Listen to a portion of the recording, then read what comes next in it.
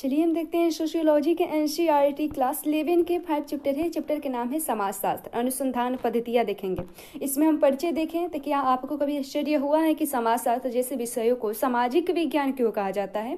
अन्य किसी विषय की तुलना में समाजशास्त्र उन वस्तुओं के बारे में ज़्यादा चर्चा करता है जिनके बारे में अधिकांश लोग पहले से ही जानते हैं। हम सब एक समाज में रहते हैं तथा हम पहले से ही समाजशास्त्र की विषय वस्तु, सामाजिक समूहों, संस्थाओं, मानकों, संबंधों तथा अन्य के बारे में अपने अनुभवों के द्वारा काफी हद तक जानते हैं। तब यह पूछना उचित लगता है कि वह क्या है जो समाजशास्त्रियों को समाज के अन्य लोगों से अलग बनाता है। उन्हें समाज विज्ञानी क्यों कहा जाए? और अन्य सभी वैज्ञानिक विषयों की तरह यहाँ की पद्धतियाँ या कार्यविधियाँ महत्वपूर्ण है जिनके द्वारा ज्ञान एकत्रित होता है। और अंतिम विश्लेषण में समाजशास्त्री आम व्यक्तियों से अलग होने का दावा कर सकते हैं।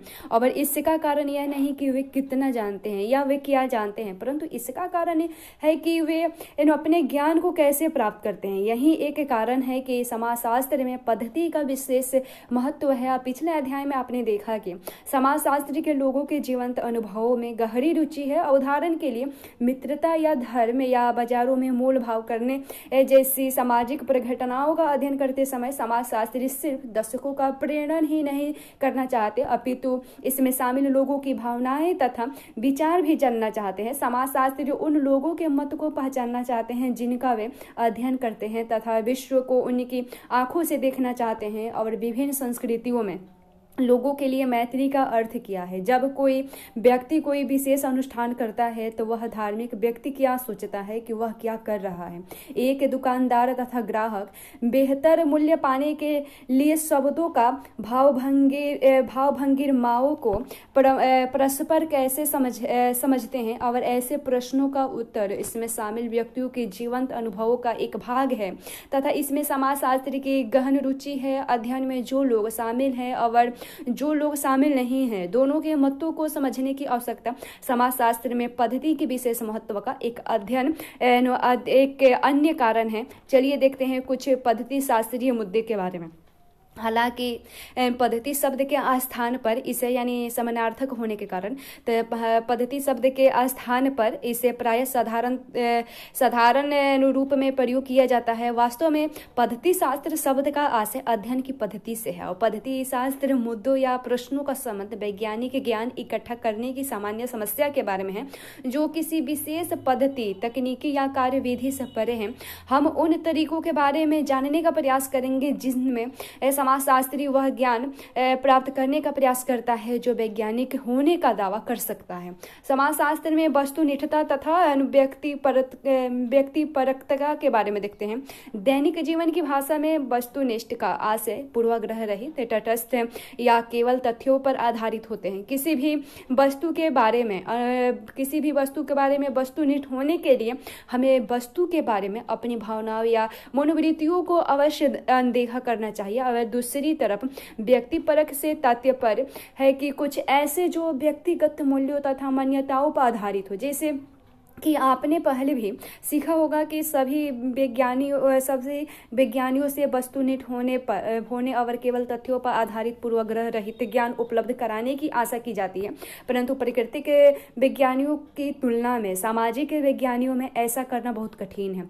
उदाहरण के लिए जब एक भूवैज्ञानिक चट्टानों का अध्ययन करता है या वह वनस्पति शास्त्री पौधे का अध्ययन करता है तो वे सावधान रहते हैं कि उनके व्यक्तिगत पूर्वाग्रह या मान्यताएं उनके काम को प्रभावित न कर पाए। उन्हें तथ्यों को वैसे ही प्रस्तुत करना चाहिए जैसे कि वे हैं। उदाहरण के लिए उन्हें अपने अनुसंधान कार्यों के परिणाम पर किसी विशेष वैज्ञानिक सिद्धांत या सिद्धांतवादी के प्रति अपनी पसंद का प्रभाव नहीं पड़ने देना चाहिए। और तथापि भूवैज्ञानिक तथा वनस्पति शास्त्री स्वयं उस संसार का हिस्सा नहीं होते जिनके वे अध्ययन करते हैं।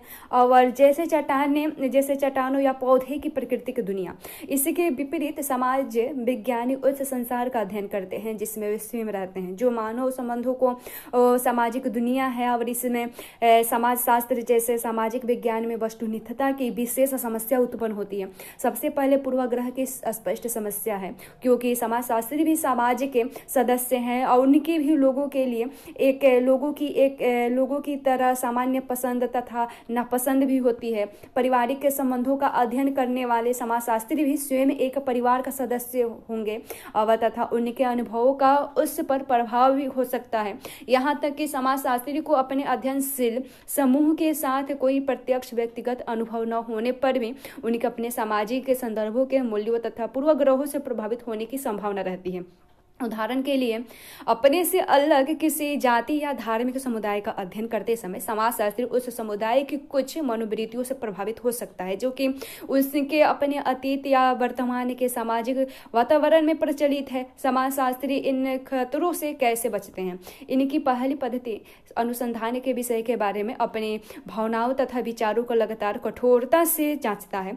अधिकांशतः समाजशास्त्री अपने कार्य के लिए किसी बाहरी व्यक्ति के दृष्टिकोण को ग्रहण करने का प्रयास करते हैं। वे अपने आप को तथा अपने अनुसंधान कार्य को दूसरे की आंखों से देखने का प्रयास करते हैं और इस तकनीकी को अनुसववाचक या कभी कभी आत्मवाचक कहते हैं। और समाजशास्त्री लगातार अपनी मनोवृत्ति तथा मतों को स्वयं जांच करते रहते हैं और वह अन्य व्यक्तियों के मतों को सावधानी पूर्वक अपनाते रहते हैं। विशेष रूप से वे उनके मतों को जो उनके अनुसंधान का विषय होते हैं। आत्मवाचकता का एक व्यवहारिक पहलू है किसी व्यक्ति द्वारा किए जा रहे कार्य का सावधानी पूर्वक दस्तावेजीकरण करना। अनुसंधान पद्धति की श्रेष्ठता के दावे का एक हिस्सा सभी कार्यविधियों के दस्तावेजीकरण तथा साक्ष्य के सभी स्रोतों के औपचारिक संदर्भ में निहित है और यह निश्चित करता है कि हमारे द्वारा किसी निश्चित निष्कर्ष पर पहुंचने हेतु किए गए उपायों को अन्य अपना सकते हैं और अथवा वे स्वयं को देख सकते हैं हम सही है या नहीं और इससे हमें अपनी सोच या तर्क के दिशा को परखने या पुनः परखने में भी सहायता मिलती है। तथापि समाजशास्त्री स्ववाचक होने का कितना भी प्रयास करे अवचेतन पूर्वाग्रह की संभावना सदा रहती है और इस संभावना से निपटने के लिए समाजशास्त्री अपनी सामाजिक पृष्ठभूमि के उन लक्ष्यों को स्पष्ट रूप से उल्लेखित करते हैं जो कि अनुसंधान के विषय पर संभावित पूर्वाग्रह के स्रोत के रूप में प्रासंगिक हो सकते हैं। यह पाठकों को पूर्वाग्रह की संभावना से सचेत करता है तथा अनुसंधान अध्ययन को पढ़ते समय यह उन्हें मानसिक रूप से इसकी क्षतिपूर्ति करने के लिए तैयार करता है। जैसे हमने के अध्याय 1 में हमने देखा था और उसको हमने पढ़ा भी था जिसमें सामान्य बौद्धिक ज्ञान तथा समाज शास्त्र में अंतर के बारे में चर्चा की गई थी। और समाज शास्त्र में वस्तुनिष्ठता के साथ एक अन्य समस्या यह तथ्य है कि सामान्यतः सामाजिक विश्व में सत्य के अनेक रूप होते हैं और वस्तुएं विभिन्न लाभ के बिंदुओं से अलग अलग दिखाई देती है तथा सभी इसी कारण से सामाजिक विश्व में सच्चाई के अनेक प्रतिस्पर्धी रूप या व्याख्या शामिल है। उदाहरण स्वरूप सही कीमतों के बारे में एक दुकानदार तथा एक ग्राहक के अत्यंत अलग अलग विचार हो सकते हैं और एक युवा व्यक्ति तथा एक बुजुर्ग व्यक्ति के लिए अच्छे भोजन या इसी तरह के अन्य विषयों के बारे में अलग अलग विचार हो सकते हैं। कोई भी ऐसा सरल तरीका नहीं है जिससे किसी विशेष व्याख्या के सत्य या अधिक सही होने के बारे में निर्णय लिया जा सके एवं प्रायः इस शर्तों के तहत सोचना भी लाभप्रद नहीं होता। वास्तव में समाजशास्त्र इस तरीके के जांचने का प्रयास भी नहीं करता क्योंकि इसके वास्तविक रुचि इसमें होती है कि लोग क्या सोचते हैं तथा वे जो सोचते हैं वे सोचते हैं वैसा क्यों सोचते हैं। और एक अन्य समस्या स्वयं सामाजिक वैज्ञानिकों में उपस्थित बहुविध मतों में से उत्पन्न होती है और सामाजिक विज्ञान की तरह समाजशास्त्र भी एक बहुनिर्देशनात्मक विज्ञान है। इसका अर्थ है कि विषय में प्रतिस्पर्धी तथा परस्पर विरोधी विचारों वाले क्षेत्र विद्यमान है। यानी समाज के विरोधी सिद्धांत के विषय में अध्याय 2 में दी गई चर्चा है और इस सब से समाजशास्त्र में वस्तुनिष्ठा एक बहुत कठिन तथा जटिल वस्तु बन गई है और वास्तव में वस्तुनिष्ठता की पुरानी धारणा को व्यापक तौर पर एक पुराना दृष्टिकोण माना जाता है। सामाजिक विज्ञानी अब विश्वास नहीं करते हैं कि वस्तुनिष्ठता एवं रुचि की परंपरा धारण सामाजिक विज्ञान में प्राप्त की जा सकती है। वास्तव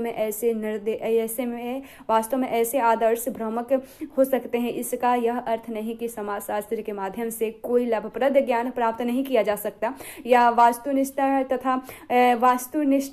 का एक अर्थ संकल्पना है और इसका तात्पर्य है कि वस्तुनिष्ठता को पहले से प्राप्त अंतिम परिणाम के स्थान पर लक्ष्य प्राप्ति हेतु निरंतर चलती रहने जाने वाली प्रक्रियाओं के रूप में सोचा जाना चाहिए। देखते हैं बहुविधि पद्धतियाँ तथा पद्धतियों का चयन के बारे में, क्योंकि समाजशास्त्र में बहुविधि सच्चाइयाँ तथा बहुविधि दृष्टिकोण होते हैं। यह आश्चर्य की विषय नहीं है कि इसमें बहुविधि पद्धतियाँ भी है और समाजशास्त्रीय सच्चाई की ओर कोई भी एक रास्ता नहीं जाता। और हालांकि विभिन्न प्रकार के अनुसंधान संबंधी प्रश्नों को हल करने के लिए अनेक विधियाँ हैं जो अधिकतम या न्यूनतम उपयोगी है, तथापि प्रत्येक पद्धति का अपना महत्व तथा कमजोरी होती है।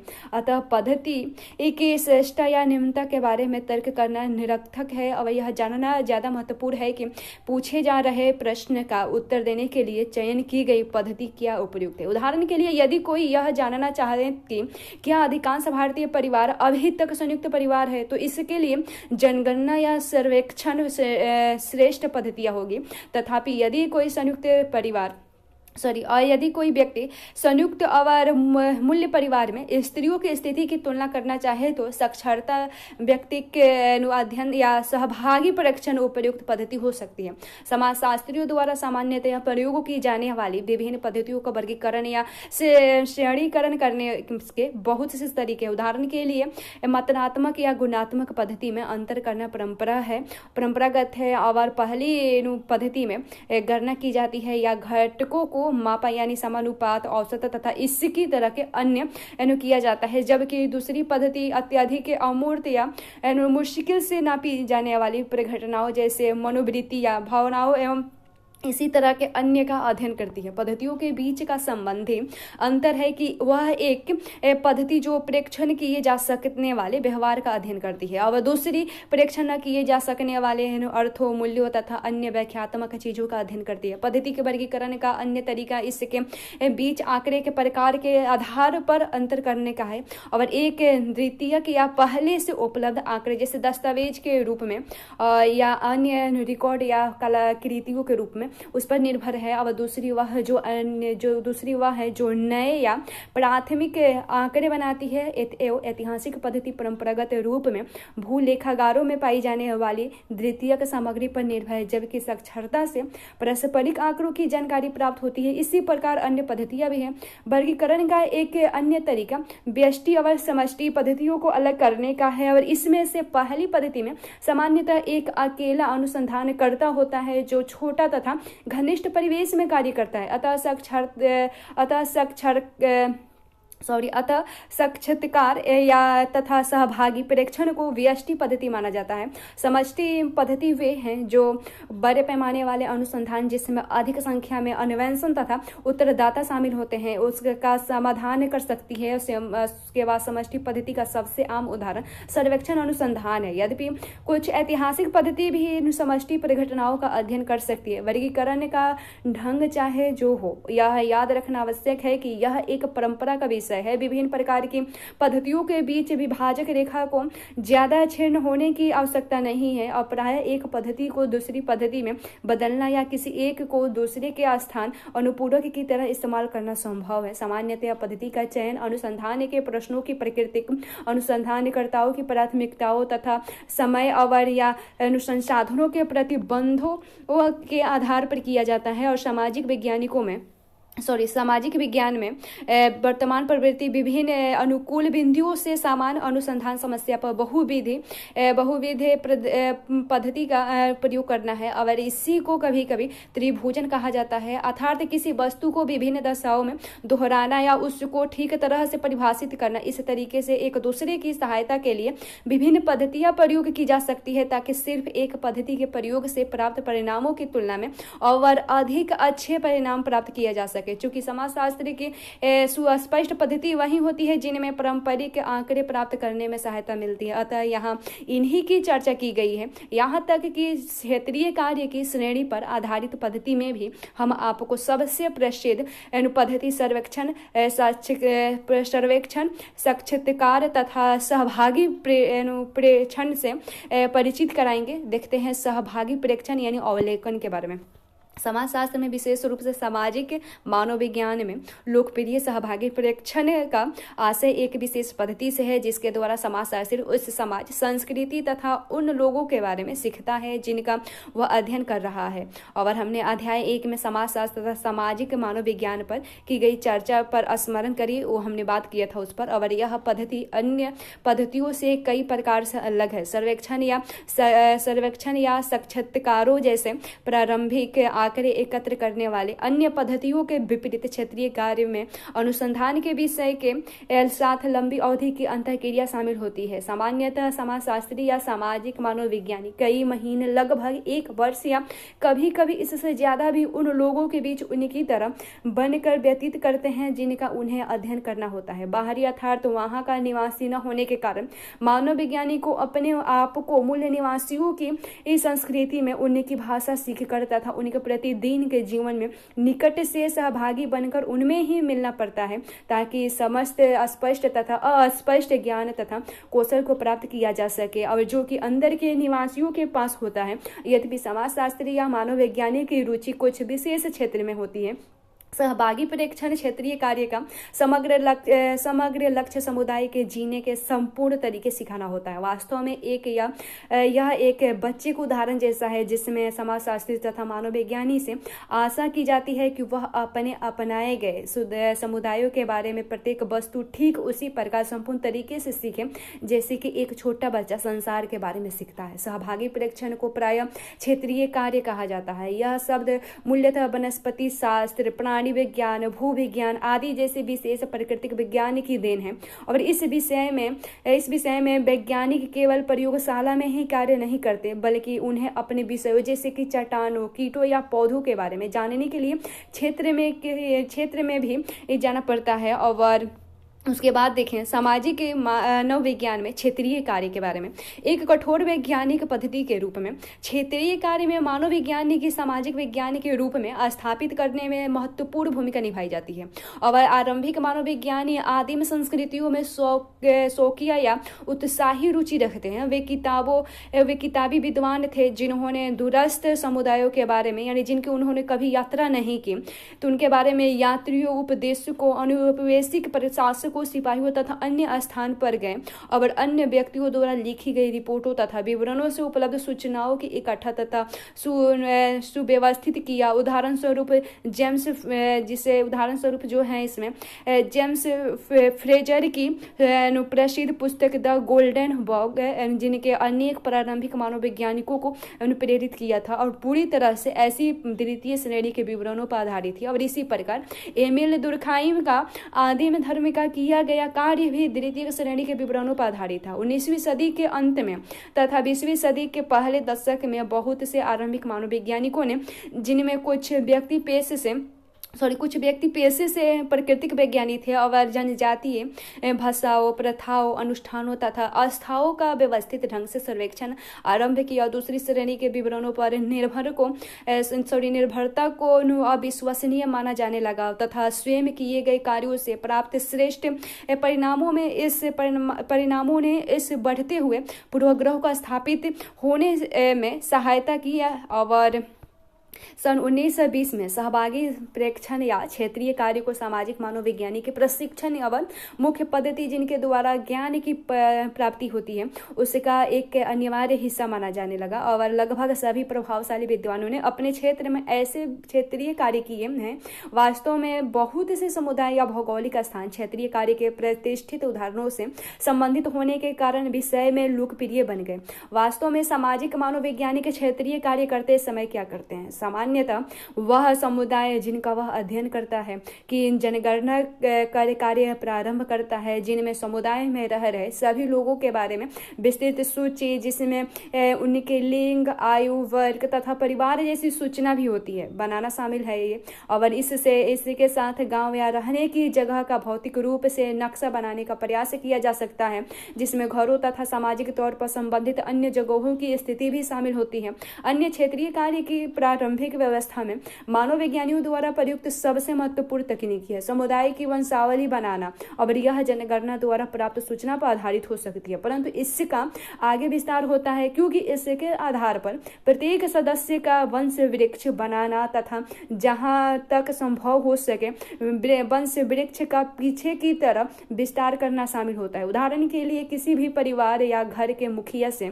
उसके रिश्तेदारों, उनकी अपनी पीढ़ियों में भाइयों बहन तथा चचेरे भाई बहन और इसके बारे में तत्पश्चात उसके माता पिता की पीढ़ी में उनके पिता माता, उनके भाइयों बहनों आदि के बारे में, इसके बाद परदादा दादी तथा उनके भाइयों बहनों के बारे में और आगे इसी तरह से पूछा जा सकता है। अगर यह कार्य उतनी पीढ़ियों तक किया जा सकता है जितना व्यक्ति याद कर सकता है। और यदि किसी एक व्यक्ति से प्राप्त सूचना की जांच अन्य संबंधियों से वही प्रश्न पूछकर की जा सकती है तथा पुष्टि होने के बाद एक विस्तृत वंश वृक्ष बनाया जा सके। और यह अभ्यास सामाजिक मनोवैज्ञानिकों को समुदाय की नातेदारी व्यवस्था को समझने में सहायता करता है। साथ ही किसी व्यक्ति के जीवन में विभिन्न संबंधी किसी प्रकार की भूमिका निभाते हैं तथा अन्य इन संबंधों को कैसे बनाए रखा जाता था और इसका पता चलता है।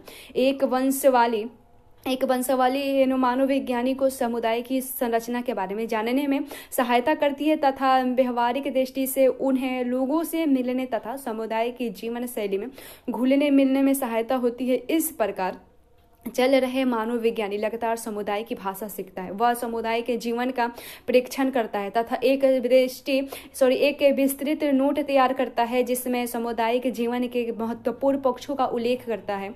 और मानव वैज्ञानिकों की रुचि विशेष रूप से त्योहारों, धार्मिक या अन्य सामूहिक घटनाओं, आजीविका के साधनों, पारिवारिक संबंधों, बच्चों के पालन पोषण के साधनों जैसे प्रसंगों में होती है। और इस संस्थाओं और व्यवहारों के बारे में जानने के लिए मानव वैज्ञानी को अन्य वस्तुओं के बारे में अंतहीन प्रश्न पूछने पड़ते हैं जिन्हें समुदाय के सदस्य कोई महत्व नहीं देते। और इस भावना के तहत मानव वैज्ञानिक को एक बच्चे की तरह होना चाहिए तथा हमेशा क्यों, क्या एवं अन्य प्रश्न पूछते रहना चाहिए। और इसके लिए मानव विज्ञान अधिकांश सूचना हेतु या एक या दो व्यक्तियों पर निर्भर होता है। वैसे ऐसे व्यक्तियों को सूचनादाता या मुख्य सूचनादाता कहा जाता है। इसके लिए प्रारंभिक दिनों में मूल्य सूचनादाता का शब्द का भी प्रयोग किया जाता था। सूचनादाता मानव विज्ञानी के लिए अध्यापक का काम करते हैं तथा मानव विज्ञानीय अनुसंधान की संपूर्ण प्रक्रिया में अत्यंत महत्वपूर्ण कार्यकर्ता होते हैं। और इसी तरह से क्षेत्रीय कार्य के दौरान मानव विज्ञानी द्वारा बनाए गए विस्तृत क्षेत्रीय नोट भी समान रूप से महत्वपूर्ण होते हैं। इनको प्रतिदिन बिना किसी त्रुटि के लिखा जाना चाहिए और तथा ये एक दैनिक डायरी के रूप में भी ले सकते हैं और इनका साथ एक दैनिक डायरी भी लिखी जा सकती है। ये है ब्रोनिसवाल मेलिनोवस्की तथा क्षेत्रीय कार्य की खोज के बारे में। हालांकि वह पहले व्यक्ति नहीं थे जिन्होंने इस पद्धति का प्रयोग किया था। अन्य विद्वानों तथा विश्व भर में इसे विभिन्न रूपों में जांचा जा चुका था। और ब्रोनिस्वाल मेलिनोवस्की और पोलैंड के एक मानव वैज्ञानी थे जो ब्रिटेन में बसे हुए थे। और ऐसा व्यापक तौर पर माना जाता था कि उन्होंने क्षेत्रीय कार्य को सामाजिक मानव विज्ञानी की एक विशेष पद्धति के रूप में स्थापित किया। सन 1914 में यूरोप में प्रथम विश्व युद्ध के शुरू होने के समय वह ऑस्ट्रेलिया की यात्रा करते थे यात्रा कर रहे थे और जो कि उस समय ब्रिटिश साम्राज्य का एक भाग था क्योंकि युद्ध में पोलैंड जर्मनी के साथ था। अब इसे ब्रिटेन द्वारा शत्रु घोषित किया जा चुका था तथा पोलैंड का नागरिक होने के कारण मेलिनोवस्की तकनीकी रूप से शत्रु देश का निवासी बन गए। वास्तव में वह लंदन स्कूल ऑफ इकोनॉमिक्स के एक सम्मानित प्रोफेसर थे तथा ब्रिटिश तथा ऑस्ट्रेलिया के सत्ताधारियों के साथ उनके बहुत अच्छे संबंध थे, परंतु तकनीकी रूप से शत्रु देश का निवासी होने के कारण कानून के अनुसार उनका एक विशेष जगह से ही सीमित था, नजरबंद रहना जरूरी था। और उसके बाद मेलिनोवस्की अपने मानववैज्ञानिक अनुसंधान के लिए ऑस्ट्रेलिया की अनेक जगहों तथा दक्षिणी प्रशांत महासागर के द्वीपों की यात्रा करना चाहते थे अतः उन्होंने सत्ताधारियों से अनुरोध किया कि उनकी नजरबंदी दक्षिणी प्रशांत ट्रोवियांट द्वीपों में करने की अनुमति दी जाए जो कि ब्रिटिश ऑस्ट्रेलिया के कब्जे में है और इस पर ऑस्ट्रेलिया सरकार ने सहमति प्रदान कर दी तथा उनकी यात्रा के लिए वित्त पोषण भी दिया तथा उसके बाद मेलिनोवस्की ने ट्रोवियांड द्वीपों में 1.5 वर्ष व्यतीत किया और वह वहाँ के मूल गांवों में एक तंबू में रहे, स्थानीय भाषा सीखी तथा उनकी संस्कृति में उनके संस्कृति के बारे में सीखने के लिए वहाँ के मूल निवासियों के साथ गहन अंतःक्रिया की और उन्होंने अपने प्रेक्षण का सावधानी पूर्वक विस्तृत रिकॉर्ड रखा तथा दैनिक डायरी भी बनाई। बाद में उन्होंने इन क्षेत्रीय टिप्पणियों तथा डायरियों के आधार पर ट्रोवियांड संस्कृति पर किताबें लिखी और ये पुस्तकें शीघ्र लोकप्रिय हो गई तथा आज भी इसे एक क्लासिकल माना जाता है और उन्हें ट्रोवियांड अनुभव से पहले भी मेलिनोवस्की ने विश्वास व्यक्त किया था कि मानव विज्ञान का भविष्य मानव विज्ञान तथा मूल्य संस्कृति के बीच बिना किसी मध्यस्थ के सीधी अंतःक्रिया पर आधारित है और वह मानते थे कि यह विषय तब तक प्रतिभा संपन्न शौक की स्थिति से आगे नहीं बढ़ेगा जब तक इसके अभ्यासकर्ता भाषा को गहनता से सीखकर स्वयं व्यवस्थित ढंग से प्रेक्षण करने का कार्य नहीं करेंगे और यह प्रेक्षण अनुसंधान के विषय क्षेत्र में ही करना होगा। अर्थात यह प्रेक्षण करने के लिए मानव वैज्ञानिकों ऐसे उद्देश्य हेतु कस्बे या बाहर बुलाए गए मूल निवासियों के साक्षात्कार के स्थान पर स्थानीय लोगों के बीच रहना होगा तथा वहाँ के जीवन को दिखना होगा जिस प्रकार वह घटित होता है और दुभाषीय के प्रयोग से भी बचना होगा और यह तभी संभव है जब मानव वैज्ञानिक मूल निवासियों से स्वयं सीधे बातचीत करे, तभी उनकी संस्कृति के बारे में सही तथा प्रमाणित सूचना प्राप्त हो सकती है। लंदन स्कूल ऑफ इकोनॉमी में उनकी प्रभावी स्थिति तथा ट्रोवियांड में उनके कार्य की ख्याति में मेलिनोवस्की को मानव विज्ञान के विद्यार्थी को दिए जाने वाली प्रशिक्षण में क्षेत्रीय कार्य को संस्थापक रूप से इसका एक अनिवार्य हिस्सा बनाने के अभियान में सहायता प्राप्त हुई और इसने विषय को एक कठोर विज्ञान जो कि विद्वतापूर्ण इज्जत का हकदार है उसकी तरह स्वीकृति मिलने में सहायता की। उसके बाद समाजशास्त्र में क्षेत्रीय कार्य के बारे में देखें तो समाजशास्त्री जब क्षेत्रीय कार्य करते हैं तो सामान्यतः सामान्य तकनीकी का उपयोग करते हैं। समाजशास्त्री क्षेत्रीय कार्य अपने अंतर्वस्तु में इतना अलग नहीं होता है कि न ही क्षेत्रीय कार्य के दौरान किए गए कार्यों में अलग होता है, परंतु इसके संदर्भ में जहाँ यह किया जाता है और अनुसंधान के विभिन्न क्षेत्रों का विषयों के विवरण को दिए गए महत्व के अनुसार अलग होता है। अतः एक समाजशास्त्री भी एक समुदाय में होता है और उसके अंदर का निवासी बनने का प्रयास करता है, तथापि एक मानव विज्ञान के विपरीत जो क्षेत्रीय कार्य करने के लिए दूर दराज के जनजाति समुदाय में चला जाए और समाजशास्त्री अपना क्षेत्रीय कार्य भी सभी प्रकार के समाजों के समुदाय में करते हैं। साथ ही समाजशास्त्री क्षेत्रीय कार्य में क्षेत्र में रहना आवश्यक नहीं है और यद्यपि उसे अपना अधिकांश समय समुदाय के सदस्यों के साथ बिताना पड़ता है। उदाहरण के लिए अमेरिकी समाजशास्त्री विलियम फोर्टे वाइटे ने अपना क्षेत्रीय कार्य का एक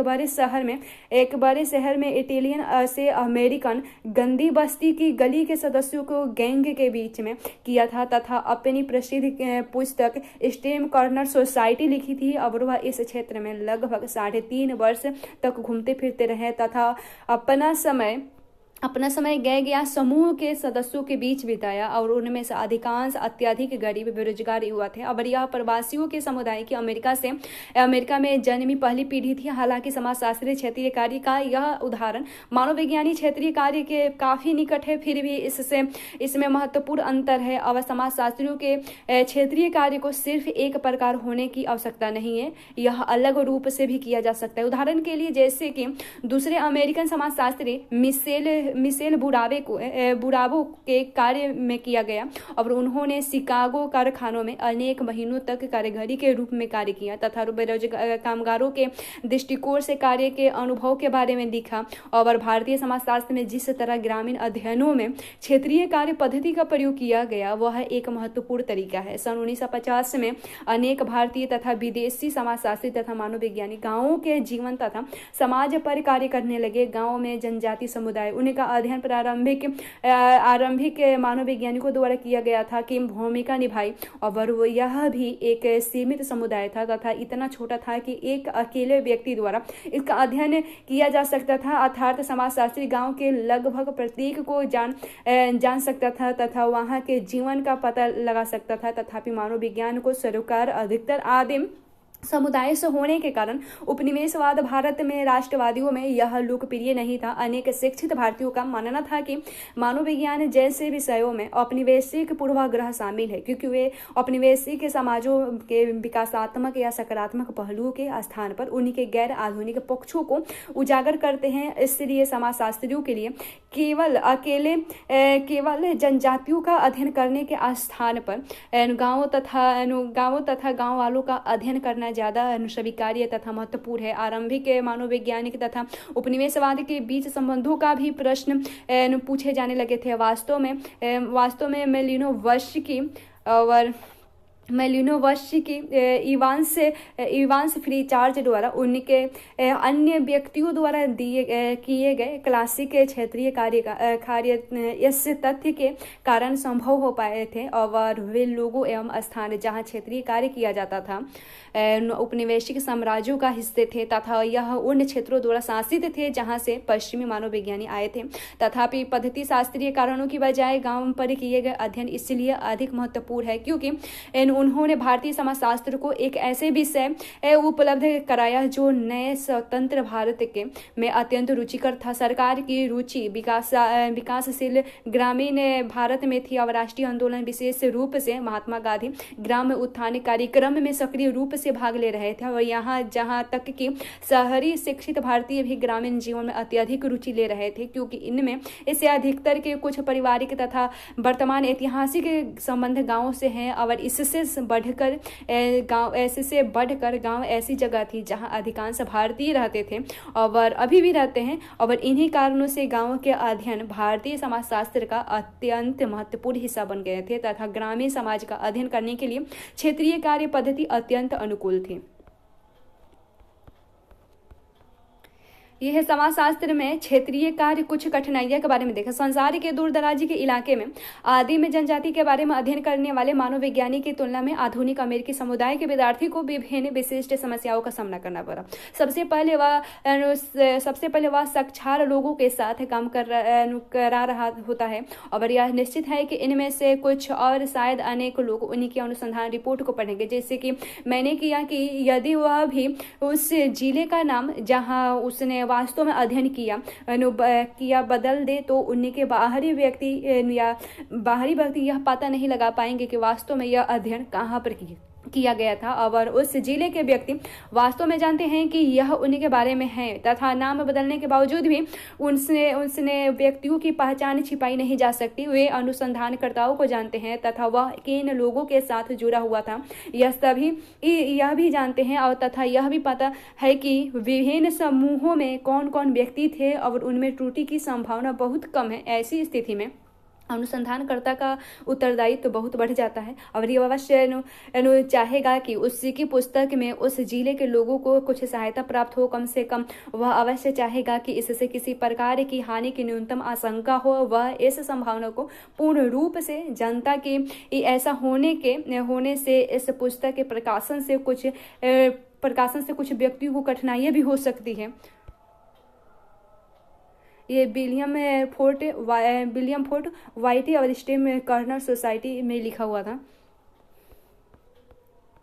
और उसके बाद गांवों का अध्ययन करने की विभिन्न शैलियों के बारे में देखें। 1950 से 1960 के दौरान गांवों का अध्ययन करना भारतीय समाजशास्त्र का मुख्य पेशा बन गया था, परंतु इससे काफी समय पहले एक मिशनरी दंपति विलियम तथा चार्लोटे वाइजर ने जो उत्तर प्रदेश में एक गांव में 5 वर्ष तक रहे और एक प्रसिद्ध ग्रामीण अध्ययन बिहाइंड मंड वाल्स लिखा था, और वाइजर की यह पुस्तक उनके मशीनरी कार्य का एक उप उत्पादन थी। और हालांकि विलियम वाइजर एक समाजशास्त्री के रूप में प्रशिक्षित प्राप्त थे तथा इससे पहले भी जजमानी व्यवस्था पर एक पुस्तक लिख चुके थे। 1950 में किए गए ग्रामीण अध्ययन विभिन्न संदर्भ में जन्मे थे और तथा इनमें विभिन्न तरीके से किए गए थे। क्लासिकी सामाजिक मानव विज्ञानी शैली मुख्य थी और तथा इसके साथ जनजाति या सीमित समुदाय का स्थान गांव में ले लिया था। और इस तहत के क्षेत्रीय कार्य का सबसे प्रसिद्ध उदाहरण शायद M.N. श्रीवास्तव की प्रसिद्ध पुस्तक रिमेम्बर्स विलेम में दिया गया था। और श्रीनिवास ने मैसूर के निकट एक गांव में एक वर्ष बिताया जिन्हें उन्होंने रामपुरा नाम दिया था। और इस पुस्तक का शीर्षक यह बताता है कि श्रीनिवास द्वारा तैयार किए गए क्षेत्रीय नोट्स आग में जला दिए गए तथा उन्होंने अपनी यादाश्त के आधार पर गांव के बारे में भी लिखना पड़ा था। और एक अन्य प्रसिद्ध ग्रामीण सन तथा एक प्रसिद्ध ग्रामीण अध्ययन सन 1950 में S.C. दुबे द्वारा लिखित इंडियन विलेज था। और उसके बाद उस्मानिया विश्वविद्यालय में एवं सामाजिक मानवविज्ञानी के रूप में दुबे एक बहु विषयक दल के सदस्य थे जिन्होंने कृषि विज्ञान, अर्थशास्त्र, पशु विज्ञान तथा औषध विज्ञान के विशाल विभाग शामिल थे। और उन्होंने सिकंदराबाद के निकट समीरपेट नामक एक गांव का अध्ययन किया था। और इस बड़ी सामूहिक परियोजना का उद्देश्य सिर्फ गांव का अध्ययन करना ही नहीं था बल्कि उनका विकास करना भी था। दरअसल इसका उद्देश्य समीरपेट को एक ऐसी प्रयोगशाला बनाना था जहां ग्रामीण विकास से कार्यक्रम बनाने हेतु प्रयोग किए जा रहे थे। ग्रामीण अध्ययन की एक अन्य शैली सन 1950 में किए गए कॉर्नेल विलेज स्टडी प्रोजेक्ट में दिखाई देती है। और कॉर्नेल विश्वविद्यालय द्वारा प्रारंभ की गई परियोजना में अमेरिकी मनोविज्ञानी तथा भाषाविदों का एक समूह था जिन्होंने भारत के पूर्वी उत्तर प्रदेश के अनेक गांवों का अध्ययन किया और ग्रामीण समाज तथा संस्कृति का बहुविषय अध्ययन करने की यह अति महत्वपूर्ण शैक्षणिक परियोजना थी। इस परियोजना में कुछ भारतीय विद्वान भी शामिल थे जिन्होंने कई अमेरिकियों के प्रशिक्षण में सहायता की तथा जो बाद में भारतीय समाज के प्रसिद्ध विद्वान बने थे। उसके बाद देखते हैं सहभागी प्रेक्षण की कुछ सीमाएं भी होती है। आप पहले भी देख चुके हैं कि सहभागी प्रेक्षण क्या कर सकता है और इसकी मुख्य ताकत यह है कि यह अंदर के व्यक्ति के दृष्टि से जीवन की महत्वपूर्ण तथा विस्तृत तस्वीर उपलब्ध कराता है। यह आंतरिक दृष्टिकोण ही है जो क्षेत्रीय कार्य करने के लिए किए गए समय के प्रयास अत्यधिक निवेश के बदले में प्राप्त है। अधिकांश अन्य अनुसंधान पद्धति काफी लंबे समय के उपरांत क्षेत्र का विस्तार ज्ञान प्राप्त होने का दावा नहीं कर सकता क्योंकि वे सामान्यतः संक्षिप्त तथा जल्द में दिए गए क्षेत्रीय दौर पर आधारित होती है। क्षेत्रीय कार्य में प्रारंभिक प्रभावों में सुधार करने की गुंजाइश होती है जो कि प्राय त्रुटिपूर्ण या पूर्वाग्रहित हो सकते हैं। और यह अनुसंधानकर्ताओं की रुचि के विषय में हुए परिवर्तनों को जानने तथा विभिन्न परिस्थितियों या संदर्भों में प्रभाव जानने में यह भी सहायता करता है। उदाहरण स्वरूप किसी अच्छी फसल के साल में और बुरी फसल के साल में सामाजिक संरचना या संस्कृति के विभिन्न पक्षों को जाना जा सकता है। रोजगार या बेरोजगार व्यक्ति का व्यवहार अलग अलग हो सकता है क्योंकि सहभागी प्रेक्षक के क्षेत्र में पूरा समय व्यतीत करता है, इसलिए उन अनेक त्रुटियां या पूर्वाग्रह से बच सकता है जिनसे सर्वेक्षणों, प्रश्नावलियों या अल्पकालिक परीक्षणों के द्वारा नहीं बचाया जा सकता। परंतु सभी अनुसंधान पद्धति के तहत क्षेत्रीय कार्य की भी कुछ कमजोरियां हैं। अन्यथा सभी समाज वैज्ञानिक इसी एक पद्धति का प्रयोग कर रहे होते और अपनी प्रकृति के कारण क्षेत्रीय कार्य में लंबे समय तक चलने वाला तथा किसी एक अकेले अनुसंधानकर्ताओं द्वारा किए जाने वाला गहन अनुसंधान निहित होता है।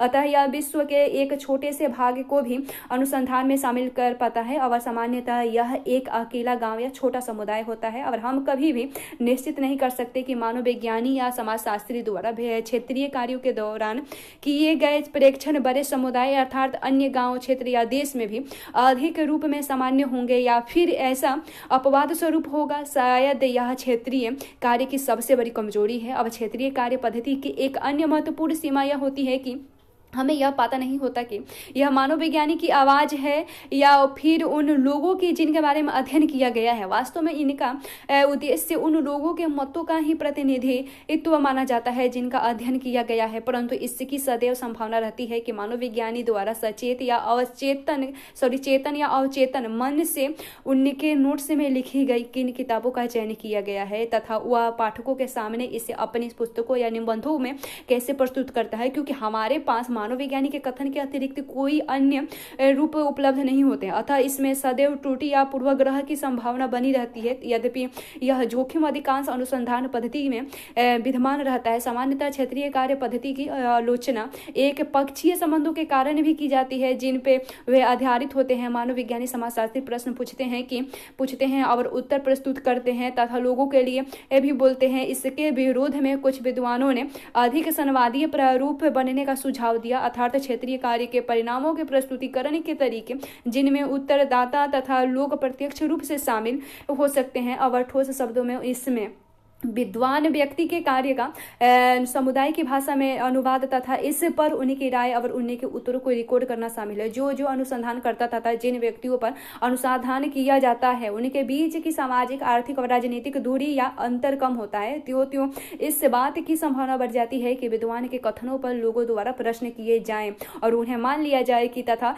लोगों द्वारा उन्हें स्वयं ठीक कर लिया जाए। और इससे निश्चय रूप से समाजशास्त्रीय अनुसंधान ज्यादा विवादास्पद तथा अधिक कठिन हो जाएगा, परंतु लंबे समय के लिए यह एक अच्छी बात ही हो सकती है, क्योंकि इससे सामाजिक विज्ञान को आगे ले जाने में तथा उन्हें इससे और अधिक जनतंत्रीय बनाने में सहायता मिलेगी। अतएव अधिक से अधिक लोगों को ज्ञान की रचना करने तथा इसमें आलोचनात्मक दृष्टि से भाग लेने में सहायता मिलेगी। सर्वेक्षण के बारे में देखें, शायद सर्वेक्षण अनुक्षेत्रीय कार्य के लिए अब तक ज्ञात सबसे अच्छी समाज शास्त्रीय पद्धति है, जो कि अब आधुनिक सार्वजनिक जीवन का इस तरह के एक हिस्सा बन गई है कि यह एक सामान्य बात हो गई है और आज इसका विश्व भर में सभी संदर्भों में प्रयोग किया जा रहा है तथा ये संदर्भ समाजशास्त्र के सरोकार के बाहर चले गए हैं। भारत में भी हमने देखा कि सर्वेक्षण का प्रयोग विभिन्न प्रकार के गैर शैक्षणिक उद्देश्यों के लिए किया जाता है, जिसमें चुनाव परिणाम का पूर्वानुमान लगाना, उत्पादन को बेचने के लिए विपणन नीति बनाना तथा विषयों की व्यापक विभिन्नता के बारे में लोकप्रियता का पता लगाना शामिल है। जैसे कि स्वयं शब्द से स्पष्ट है, सर्वेक्षण में संपूर्ण तथ्यों का पता लगाने का प्रयास किया जाता है। यह किसी विषय या सावधानी पूर्वक चयन किए गए लोगों के प्रतिनिधि समुदाय से प्राप्त सूचना का व्यापक या विस्तृत दृष्टिकोण होता है और ऐसे लोगों को प्रायः उत्तरदाता कहा जाता है। ये अनुसंधानकर्ता द्वारा उनसे पूछे गए प्रश्नों का उत्तर देते हैं। सर्वेक्षण अनुसंधान सामान्यतः विस्तृत दल द्वारा किया जाता है और जिसमें अध्ययन की योजना बनाने वाले तथा रूपरेखा तैयार करने वाले यानी अनुसंधानकर्ता तथा उनके सहयोगी और सहायक, जिन्हें अनुवंशक या अनुसंधान सहायक कहा जाता है, उसमें शामिल होते हैं। सर्वेक्षण के प्रश्न विभिन्न प्रकार के पूछे जा सकते हैं तथा उनके उत्तर भी विभिन्न प्रकार के दिए जा सकते हैं। अक्सर अन्वेषण द्वारा व्यक्तिगत दौरे के दौरान उन्हें मौखिक रूप से पूछा जाता है तथा कभी कभी दूरभाष द्वारा पूछा जाता है। उसके बाद अन्वेषक के द्वारा लाई गई या डाक द्वारा प्राप्त प्रश्नावलियों में भी उत्तर लिखे जा सकते हैं। कंप्यूटर तथा दूरसंचार तकनीकी के बढ़ते प्रयोगों के फलस्वरूप आज इलेक्ट्रॉनिक रूप में सर्वेक्षण करना भी संभव हो गया है। इससे प्रारूप में उत्तरदाता प्रश्नों को ईमेल, इंटरनेट या इसी प्रकार के इलेक्ट्रॉनिक माध्यमों द्वारा प्राप्त होता है तथा उसके द्वारा भी उत्तर देता है। एक दूसरा तरीका लिंक विवरण के माध्यम से एक इंटरनेट वेबसाइट पर जाकर डिजिटल रूप में उपलब्ध प्रारूप को भरना भी है। सामाजिक वैज्ञानिक पद्धति के रूप में सर्वेक्षण का मुख्य लाभ यह है कि इसके द्वारा जनसंख्या में के केवल छोटे से भाग का सर्वेक्षण करके इसके परिणाम को बड़ी जनसंख्या पर लागू किया जा सकता है। यह अतः सीमित समय, प्रयास तथा धन के निवेश द्वारा सर्वेक्षण बड़ी जनसंख्या के अध्ययन को संभव बनाता है और यही कारण है कि सामाजिक विज्ञानों तथा अन्य क्षेत्रों में यह सामाजिक लोकप्रिय पद्धति है। और सांख्यिकी की शाखा जिसमें प्रतिदर्श सिद्धांत कहा जाता है, उसी की खोज का लाभ उठाते हुए प्रतिदर्श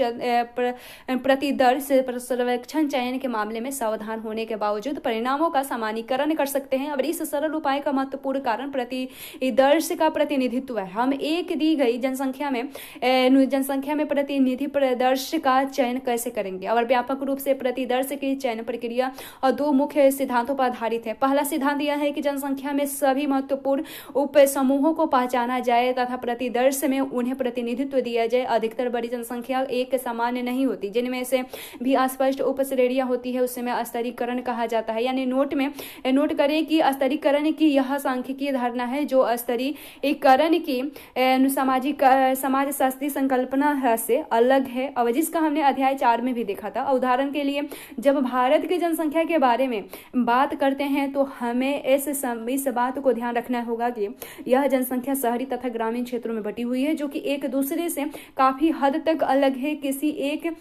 किसी भी एक राज्य की ग्रामीण जनसंख्या पर विचार करते समय हमें इस तथ्य पर ध्यान रखना चाहिए कि यह जनसंख्या विभिन्न आकार वाले गांवों में रहती है, और इसी तरह से किसी एक गांव की जनसंख्या भी वर्ग, जाति, लिंग, आयु, धर्म या अन्य मानदंडों के आधार पर स्तरीकृत हो सकती है। उसके बाद संक्षिप्त में स्तरीकरण की धारणा हमें बताती है कि प्रतिदर्श का प्रतिनिधित्व भी दी गई जनसंख्या के सभी संबंध स्तरों को विशेषताओं को दर्शाने की क्षमता पर निर्भर है। किस प्रकार के प्रतिदर्शों को प्रासंगिक माना जाए यह अनुसंधान के अध्ययनों के विशिष्ट उद्देश्यों पर निर्भर है। उदाहरण के लिए धर्म के प्रति मनोवृत्ति के बारे में अध्ययन करते समय यह महत्वपूर्ण हो जाता है कि सभी धर्मों के सदस्यों को शामिल किया जाए, और मजदूर संघों के प्रति मनोवृत्ति पर अनुसंधान करते समय कामगारों, प्रतिबंधकों तथा उद्योगपतियों को शामिल करना चाहिए। प्रतिदर्श चयन का दूसरा सिद्धांत है वास्तविक इकाई अर्थात व्यक्ति या गांव या घर का चयन पूर्वतया अवसर पर आधारित होना चाहिए, और इसे यादृच्छिकरण कहा जाता है, जो कि सेम संभाविता की संकल्पना पर आधारित है। और अपने गणित पाठ्यक्रम में संभाविता के बारे में पढ़ा होगा। संभाविता का आशय घटना के घटित होने के अवसरों या विषमताओं से है। उदाहरण के लिए जब हम सिक्का उछालते हैं तो यह या तो चित्त की ओर पड़ता है या फिर पट की ओर पड़ता है। सामान्यतः सिक्कों में चित्त या पट आने का अवसर या संभावित लगभग एक समान है, अर्थात प्रत्येक का 50% होता है। वास्तव में जब आप सिक्का उछालते हैं तो दोनों में से कौन सी घटना होती है, अर्थात चित्त आता है या पट आता है, या पूरी तरह से अवसर पर निर्भर करता है कि किसी बात पर नहीं। और इस प्रकार के अवसरों को यादृच्छिक अवसर कहा जाता है। हम एक प्रतिदर्श को चुनने में समान विचार का उपयोग करते हैं, अब हम सुनिश्चित करने का प्रयास भी करते हैं प्रतिदर्श में चयन किए गए व्यक्ति या घर या गांव पूर्णतः अवसर द्वारा चयनित हो, किसी अन्य तरह से नहीं। अवतः प्रदर्श में चयन होना किस्मत की बात होता है, जैसे कि लॉटरी लगना। और यह भी हो सकता है कि जब यह सच हो कि प्रदर्श एक प्रतिदर्श होगा। यदि कोई सर्वेक्षण दल अपने प्रदर्शन में केवल उन्हीं गांवों का चयन करता है जो मुख्य सड़क के निकट हो, तो यह प्रतिदर्श यादृच्छिक या संयोगवश होकर उद्देश्यपूर्ण होंगे। और इसी तरह से यदि हम अधिकतर मध्य वर्ग के घरों का या अपने जानकार घरों का चयन करते हैं तो प्रतिदर्श पुनः उद्देश्यपूर्ण होंगे। मुख्य बिंदु यह है कि जनसंख्या से संबंधित स्तरों का पता लगाने के बाद प्रतिदर्श घरों या उत्तरदायित्वों का वास्तविक चयन पूर्णतः संयोग के आधार होना चाहिए, और इसे विभिन्न तरीके से सुनिश्चित किया जा सकता है। और इसे प्राप्त करने के लिए विभिन्न तकनीकी का प्रयोग किया जाता है। और इसमें सामान्य रूप से लॉटरी निकालना, उसके बाद पासे फेंकना, और इस उद्देश्य हेतु विशेष रूप से बनाई गई प्रतिदर्श नंबर प्लेटों का प्रयोग तथा हाल ही में गणकों या संगणकों द्वारा बनाई गई प्रदर्श संख्याएं शामिल होती है। और एक प्रतिदर्श सर्वेक्षण का चयन कैसे किया जाता है, इसे जानने के लिए आइए हम एक ठोस उदाहरण लें। मान लीजिए कि हम उस परिकल्पना की जांच करना चाहते हैं जिसमें यह कहा गया कि छोटे आपस में अधिक घनिष्ठ वाले समुदाय बड़े अधिक व्यक्तिगत समुदायों की तुलना में ज्यादा अंतर सामुदायिक संवेदन का उत्पत्ति करते हैं। सरल में समझने के लिए हम मान लेते हैं कि हम भारत के किसी एक राज्य के ग्रामीण क्षेत्र में रुचि रखते हैं। अब प्रतिदर्श चयन करने की सरलता संभावित प्रक्रिया राज्य के सभी गांवों की उनकी जनसंख्या के साथ रुचि बनाने में आरंभ करते हैं, और जैसे यह सूची जनगणना आंकड़ों से भी प्राप्त की जा सकती है। तत्पश्चात हमें छोटे और बड़े गांवों के मानदंडों को परिभाषित करना होगा, और गांवों की मूल सूची से अब हमें सभी माध्यम गांवों के अर्थात जो न तो छोटे हैं और न ही बड़े हैं उनको हटाना होगा। अब हमारे पास गांव के आंकड़े के अनुसार एक संशोधित सूची है और हमारे अनुसंधान संबंधी प्रश्नों के अनुसार हम प्रत्येक स्तर अर्थात छोटे या बड़े गांवों को सामान्य महत्व देना चाहते हैं। अतः हमने प्रत्येक स्तर में 10 गांवों को चुनने का निर्णय लिया है और इसके लिए हम छोटे तथा बड़े गांवों की सूची को क्रम में प्रदान करेंगे तथा प्रत्येक सूची से लॉटरी द्वारा 10 गांवों का चयन 10 चयन यादृच्छिक विधि द्वारा करेंगे। और अब हमारे पास राज्य के 10 छोटे तथा 10 बड़े गांवों वाले प्रतिदर्श हैं तथा हम इन गांवों के अध्ययन यह जानने के लिए प्रारंभ कर सकते हैं कि हमारी प्रारंभिक परिकल्पना सही है या नहीं। वास्तव में यह एक अत्यधिक सरल रूपरेखा है। वास्तविक अनुसंधान अध्ययनों में सामान्यतः अधिक जटिल रूपरेखा होती है जिसमें प्रतिदर्श चयन प्रक्रिया अनेक चरणों में विभाजित होती है तथा उनके अनेक स्तर शामिल होते हैं, परंतु मूल सिद्धांत समान रहता है और एक लघु प्रतिदर्श का सावधानी पूर्वक चयन किया जाए ताकि यह पूरी जनसंख्या की प्रतिनिधित्व कर सके। तत्पश्चात प्रतिदर्श का अध्ययन किया जाता है और इससे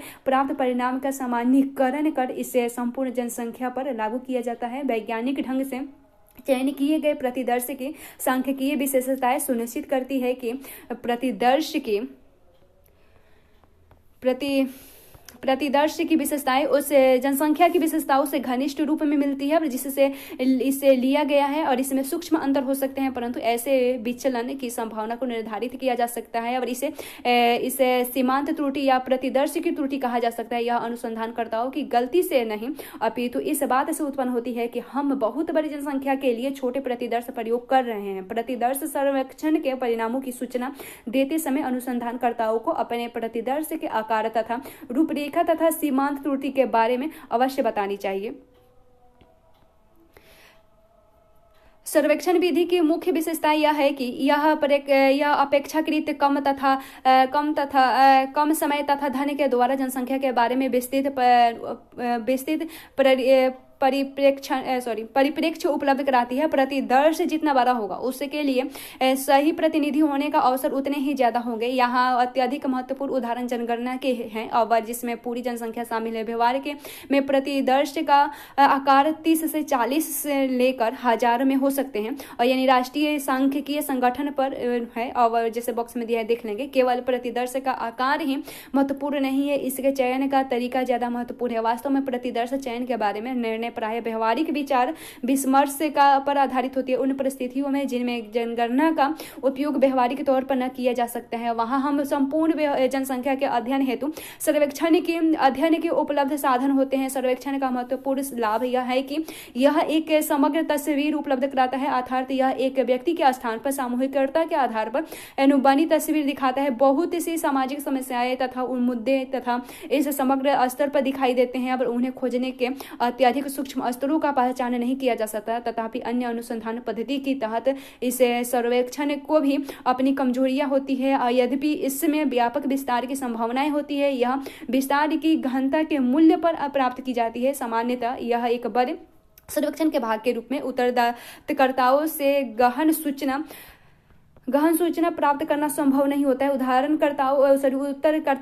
उत्तरदाताओं की संख्या अधिक होने के कारण प्रत्येक व्यक्ति पर व्यय किए जाने वाला समय सीमित होता है। साथ ही अन्वेषकों की अपेक्षाकृत बड़ी संख्या वाला द्वारा सर्वेक्षण प्रश्नावलियां उत्तरदाता को उपलब्ध कराई जाती है। यह सुनिश्चित करना कठिन हो जाता है कि जटिल प्रश्नों या जिन प्रश्नों के लिए विस्तृत सूचना जारी है चाहिए उन्हें उत्तरदाताओं के लिए ठीक एक ही तरीके से पूछे जाएंगे। प्रश्न पूछने या उत्तर रिकॉर्ड करने के तरीके में अंतर पर सर्वेक्षण में त्रुटियां आ सकती है। यही कारण है कि किसी भी सर्वेक्षण के लिए प्रश्नावली यानी कभी कभी इसे सर्वेक्षण उपकरण की भी कहा जाता है उसकी रूपरेखा सावधानी पूर्वक तैयार करनी चाहिए, क्योंकि इसका प्रयोग अनुसंधानकर्ताओं के अतिरिक्त अन्य व्यक्तियों द्वारा किया जाए और अतः इसके प्रयोग के दौरान इसमें त्रुटियों को दूर करने या संशोधन करने की थोड़ी बहुत संभावना रहती है अन्वेषक तथा उत्तरदाता के बीच, क्योंकि किसी प्रकार के दीर्घकालिक संबंध नहीं होते। तथापि इसके कारण कोई आपसी पहचान या विश्वास नहीं होता। किसी भी सर्वेक्षण के पूछे गए प्रश्न ऐसे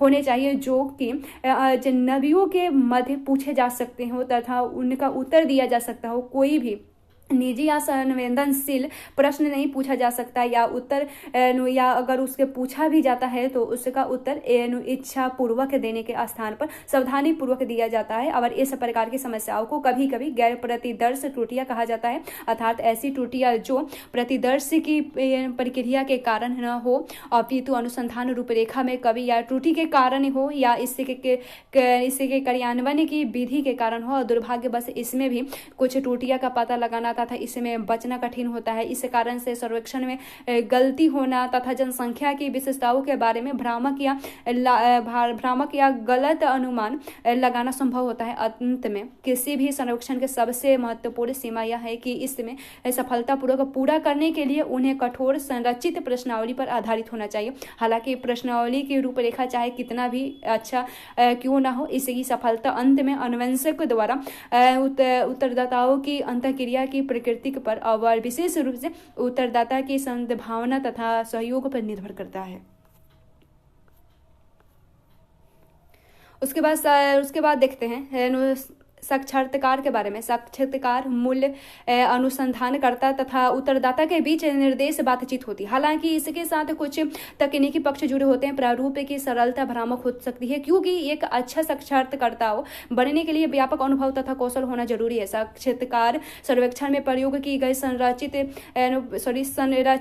प्रश्नावली तथा सहभागी सर्वेक्षण पद्धति की तरह पूर्ण रूप से खुली अंतःक्रिया के बीच स्थान रखता है। इसका सबसे बड़ा लाभ प्रारूप का अत्यधिक लचीलापन है। प्रश्नों को पुनः निर्मित किया जा सकता है या अलग ढंग से बताया जा सकता है और बातचीत में हुई प्रगति के अनुसार विषयों या प्रश्नों पर क्रम बदला जा सकता है। जिन विषयों पर अच्छी सामग्री मिल रही है उन्हें विस्तारित किया जा सकता है तथा जिन मामलों में प्रतिकूल प्रक्रियाएं हो रही है उन्हें संक्षिप्त रूप दिया जा सकता है या किसी अन्य अवसरों पर बाद में जानने हेतु स्थगित किया जा सकता है और यह सब साक्षात्कार के दौरान किया जाता है। दूसरी तरफ साक्षात्कार पद्धति के रूप में साक्षात्कार में से संबंधित लाभों के साथ अनेक हानियां भी होती है। इसका यही लचीलापन उदारवाद की मनोदशा बदल जाने के कारण या फिर साक्षात्कार करने वाले की एकाग्रता की त्रुटि होने के कारण साक्षात्कार को कमजोर बना देता है। और इस प्रकार अर्थ में यह एक अविश्वसनीय तथा अस्थिर प्रारूप है जो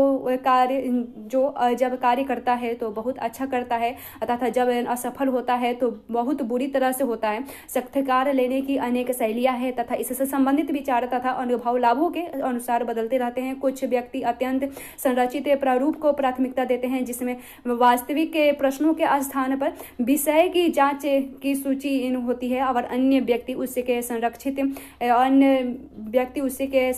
संरचित रूप को वरीयता देते हैं जिसमें सभी उत्तरदाताओं के विषय एक विशेष प्रश्न पूछे जाते हैं और परिस्थितियों तथा वरीयता के अनुसार साक्षात्कार की रिकॉर्ड करने के तरीके भी अलग अलग होते हैं जिनमें वास्तविकता वीडियो या ऑडियो रिकॉर्ड करना, साक्षात्कार दौरान विस्तृत नोट तैयार करना शामिल है और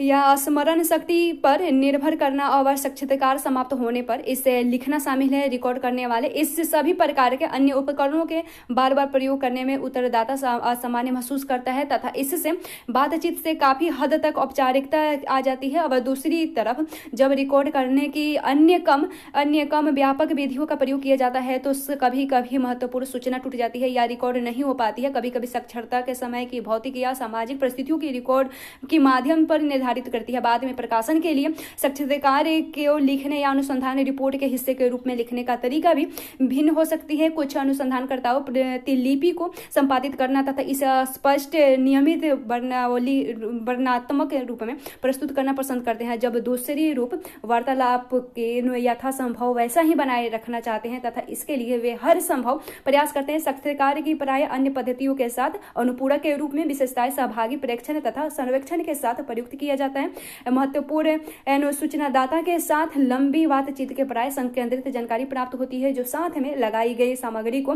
स्पष्ट करती है तथा सही स्थान प्रदान करती है। इसी तरह से गहन साक्षात्कार द्वारा सर्वेक्षण के निष्कर्षों को गहनता तथा व्यापक प्राप्त होती है। और हालांकि एक पद्धति के रूप में साक्षात्कार व्यक्तिगत पहुंच पर और उत्तरदाता तथा अनुसंधानकर्ताओं के आपसी संबंधों पर आपसी विश्वास पर निर्भर होता है।